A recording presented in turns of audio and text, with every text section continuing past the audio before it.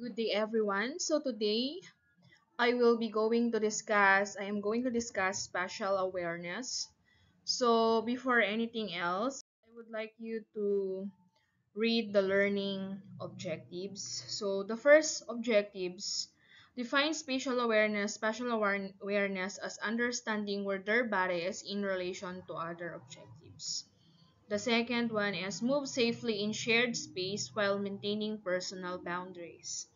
And the third one is use locomotor skills such as walking, hopping, galloping to navigate obstacles and follow directional cues. So ano nga ba itong spatial awareness? So spatial awareness from the definition, it is an understanding where your body and other objects are in space.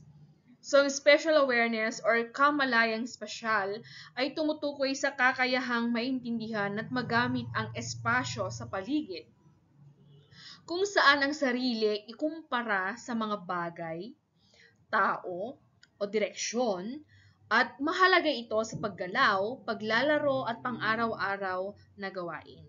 So in the other hand, this skill helps us move with bumping into things, understanding directions like up and down or left and right, and put things in the right place.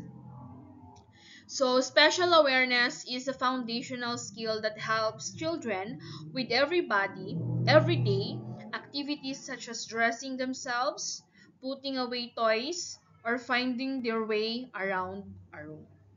It also helps with more complex skills like writing, reading, and math.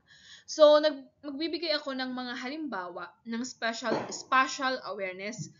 Una, ito yung paglalakad ng hindi nababangga sa mesa or upuan o tao. So, ibig sabihin nito, kung yung bagay ay nasa gitna, malamang ayaw mo itong mabangga, kaya naman yung movements mo, ililihis mo yung katawan mo.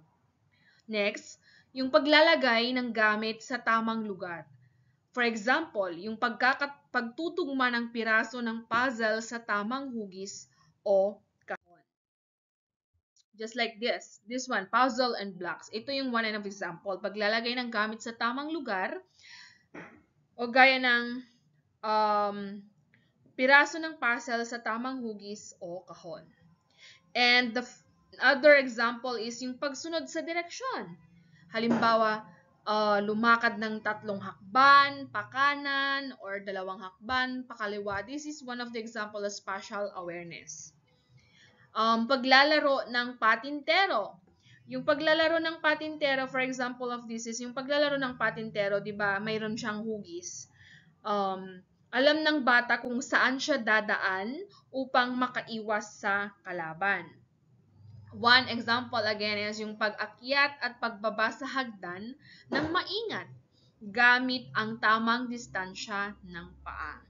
So, these are the examples or the basic examples of spatial awareness. So, this is the end of my discussion. Thank you for watching.